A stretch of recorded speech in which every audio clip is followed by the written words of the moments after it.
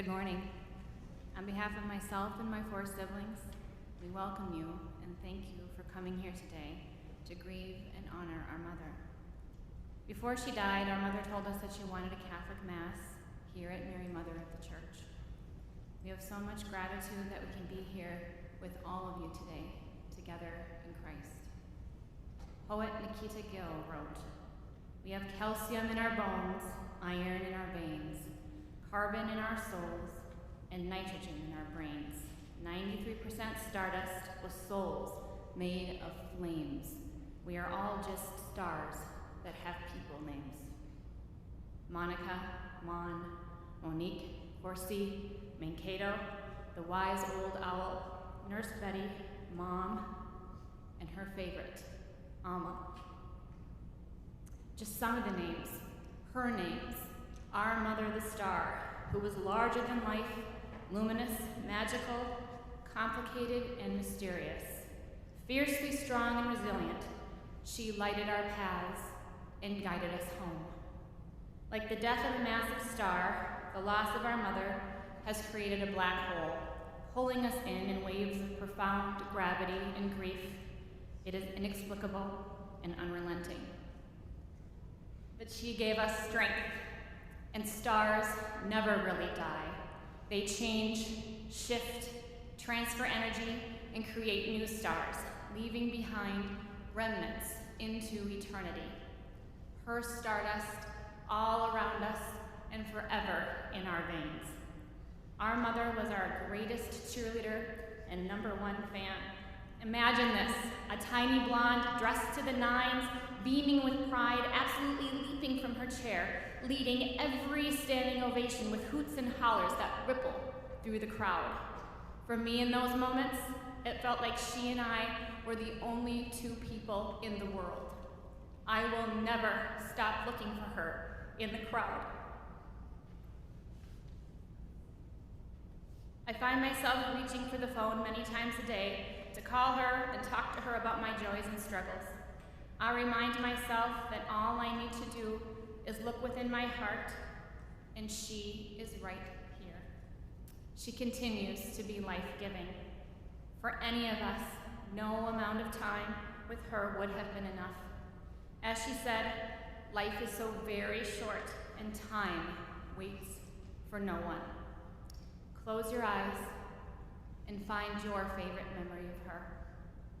She is right here. I see you, Mom.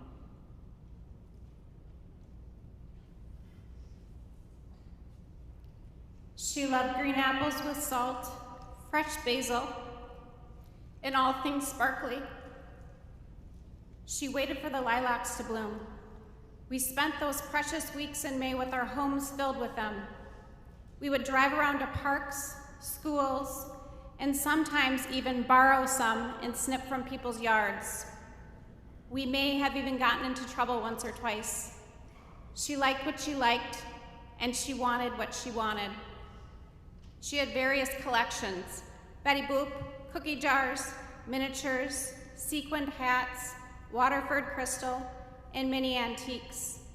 She loved her trinkets and called them her fancies. Some of you might not know this, but my mom had a lot of stuff. We used to call our house Stuff Mart and would go shopping there.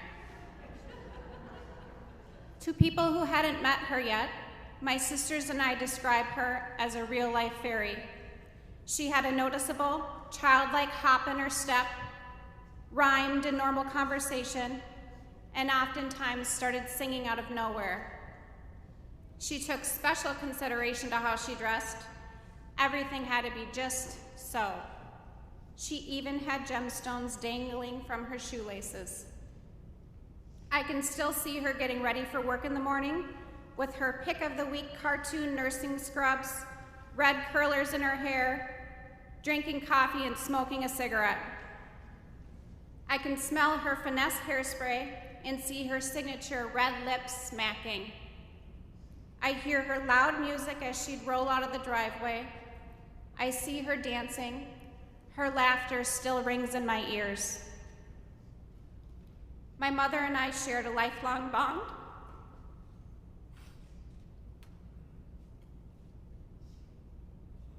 She was threaded throughout every story of my life. She was the keeper and many times the co-author.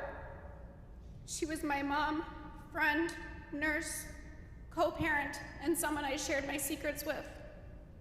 We'd laugh for hours about nothing and everything, making funny faces and goofy noises. Her joy was contagious. There are parts of her that continue to live within us. I see glimpses of her reflecting back in the mirror, a certain mannerism, how I move my body, or a particular glimmer in my eye that was hers and now is somehow mine. I hear her words spilling out of my mouth. I catch these things and wrap them around myself, clinging to them, loving her harder. I notice similar things within my siblings and her grandchildren, and I love them harder too. We all belong to her, and she belongs to all of us. I love you, Mama.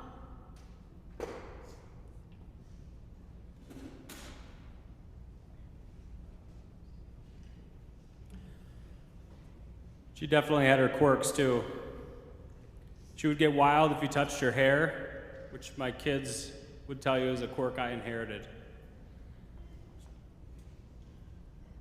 She was very particular about cooking and constantly talked throughout a TV show or a movie. She may even give you a jab or bellow in terror if something was too violent or scary. And she was the quintessential hockey mom, hollering out from the stands with an appreciable intensity. She was the center of attention at parties and family gatherings. She would float around wearing a giant smile. She could be so carefree. She loved taking pictures and would roll her tongue to call attention to the camera. And now we all do that too.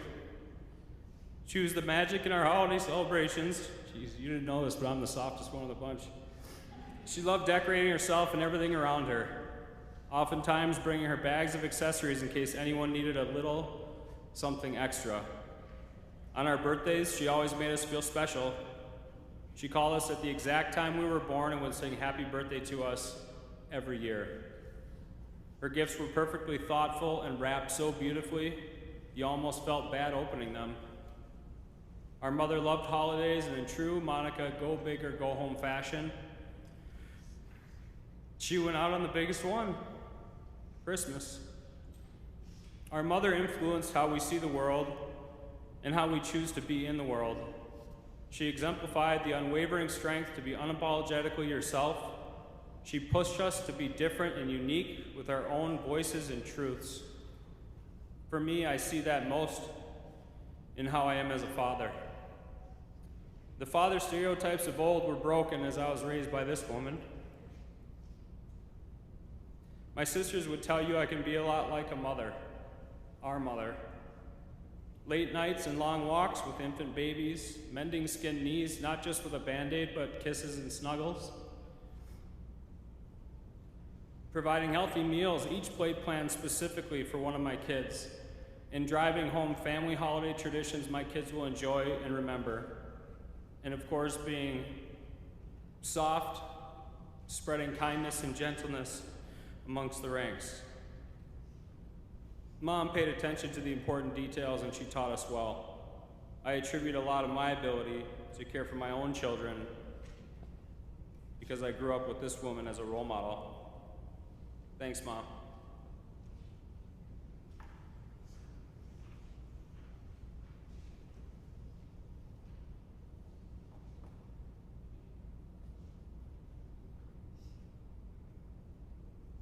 She had a true talent in sharing and owning her own unique qualities, as well as celebrating the uniqueness in others.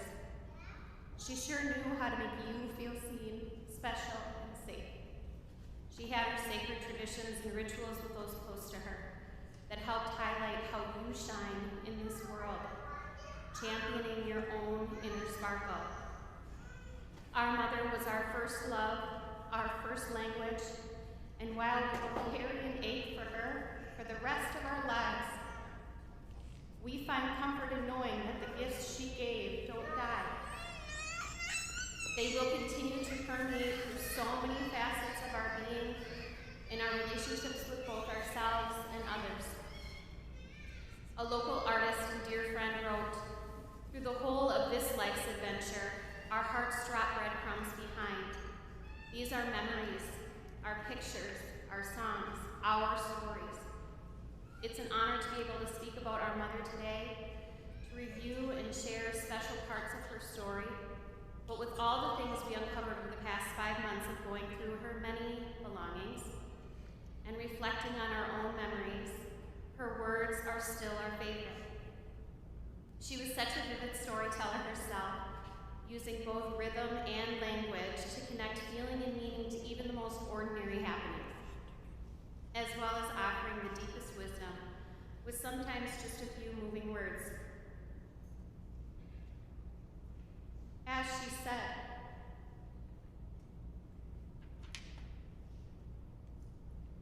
"Of all of the gifts we give and receive in this lifetime,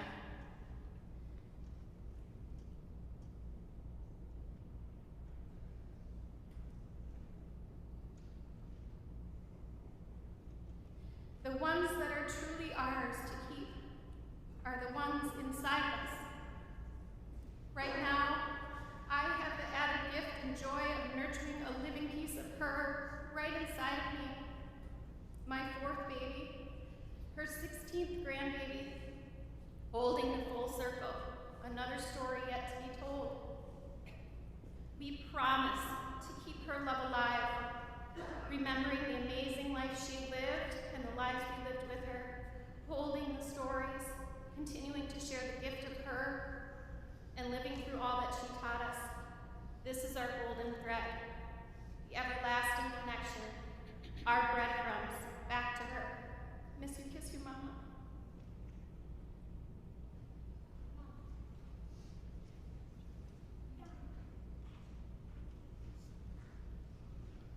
We'd like to close with something that our mother wrote.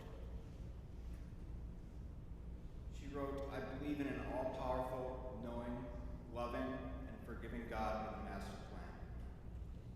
There are no shadows without light. I appreciate the wonder, beauty, and miracle of life. The miracle of a newborn baby, as well as buds every spring, bringing growth of leaves and flowers. I marvel at the full moon and enjoy the sparkling dance of snowflakes in a gentle wind. I am awakened by the warmth and brightness of sunshine and give thanks for all of my senses. I take time to smell the roses, fresh cut grass, dry leaves in the fall, barbecues, burning wood in the fireplace, and watching the bright flame turn from red to blue to white.